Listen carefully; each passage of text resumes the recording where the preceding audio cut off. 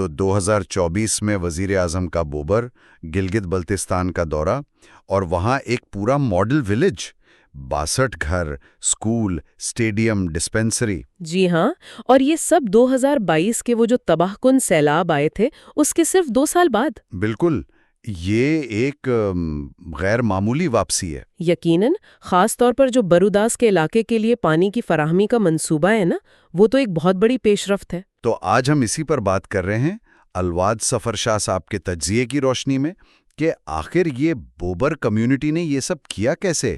مطلب اتنی جلدی یہ بحالی؟ جی، ان کا تجزیہ ہے عملی حکمت بوبر کمیونٹی کا سیلاب کے بعد۔ یہ اصل میں ان اصولوں کو دیکھتا ہے جن کی وجہ سے یہ کامیابی ملی۔ تو آئیے ذرا گہرائی میں چلتے ہیں۔ الواد صاحب نے بات شروع کی ہے بوبر کے تھوڑے سے تاریخی پس منظر سے بھی، کہ یہ علاقہ یعنی پونیال کی دستور سازی میں بڑا اہم رہا ہے۔ جی، اور یہاں سے ہمیشہ بڑے باصلاحیت لوگ نکلیں۔ آپ دیکھیں، تعلیم، انجینئرنگ، طب، سیاست، ہر شعبے میں۔ ہاں، کچھ نام انہوں نے لیے بھی ہیں، جیسے شیر ولی ایڈوکیٹ، عزیز احمد پرانے وقتوں میں، اور آج کل کے جو فعال لوگ ہیں، یعقوب تائی، جاوید اقبال، تعلیم شاہ، فیروز خان، شفقت انقلابی۔ تو لگتا ہے کہ کمیونٹی میں یہ صلاحیت، یہ پوٹینشل پہلے سے موجود تھا۔ شاید۔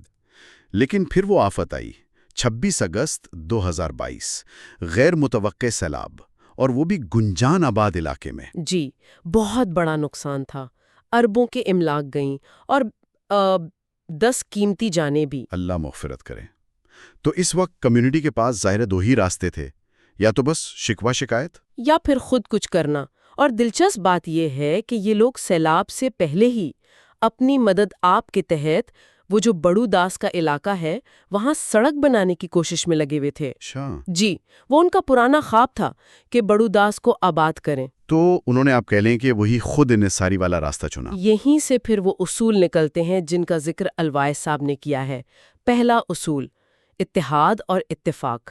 بالکل، لگتا ہے جیسے اس سانحے نے سب کو اکٹھا کر دیا تھا، یعنی ذات پات، عقیدہ، حیثیت، سب چیزیں پیچھے رہ گئیں۔ سب کی توجہ بس ایک تھی، متاثرین کی مدد کرنی ہے۔ اس کی ایک مثال بھی دی ہے انہوں نے۔ کیا مثال؟ کہ کچھ لوگ براہ راست کسی خاندان کو امداد دینے گئے تو انہوں نے منع کر دیا، کہا کہ جی ہماری رابطہ کمیٹی ہے، آپ ان کو دیں، ہمیں ان پر پورا بھروسہ ہے۔ واہ، یہ تو کمال کا اعتماد ہے، مطلب اجتماعی سوچ۔ جی، یہی بات، اور یہی اعتماد پھر دوسرے اصول کی بنیاد بنا، ایک دوسرے کی عزت اور قبولیت۔ یعنی ہر ایک کی جو بھی صلاحیت تھی اس کا احترام کیا گیا۔ بالکل، جس سے جو ہو سکا اس نے وہ کیا۔ اور یہ بھی اہم تھا کہ بحالی کمیٹی میں نوجوان کی عادت سامنے آئی تو سب نے انہیں قبول کیا، اور باہر سے جو بھی آتا تھا، حکومت ہو یا NGOs، ان کے لیے رابطہ کمیٹی ہی واحد پوائنٹ آف کانٹیکٹ تھی۔ صحیح، کوئی کنفیوژن نہیں۔ اور ظاہر ہے اس سب کے لیے تیسرا اصول یعنی قابل اعتماد قیادت بہت ضروری تھی۔ جی، رابطہ کمیٹی میں جو لوگ تھے، یعقوب تائی، عزت مراد، مستقیم کشیروں وغیرہ، انہوں نے بہت محنت کی، لوگوں کا اعتماد بنایا۔ الواز صاحب نے شفقت انقلابی صاحب کا بھی خاص ذکر کیا ہے کہ انہوں نے اپنی ذاتی حیثیت میں بہت کام کیا۔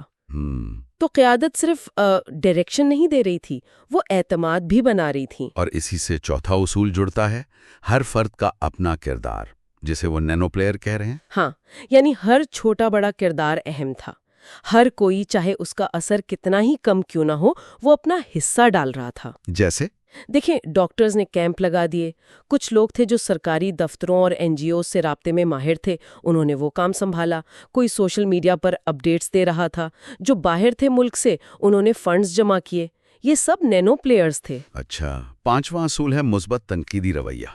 یہ تھوڑا کیا کہتے ہیں، مشکل نہیں ہوتا؟ بحران میں تنقید سے تو بگاڑ بھی پیدا ہو سکتا ہے، لیکن یہاں ایسا نہیں ہوا۔ تجزیے کے مطابق تنقید کا مقصد بہتری تھا، کسی پر الزام لگانا نہیں۔ لوگ کھل کر بات کرتے تھے اور قیادت بھی فوراً مسئلے کو دیکھتی تھی، یہ بہت اہم تھا۔ اور چھٹا اصول شاید سب سے بنیادی، اپنی مدد آپ۔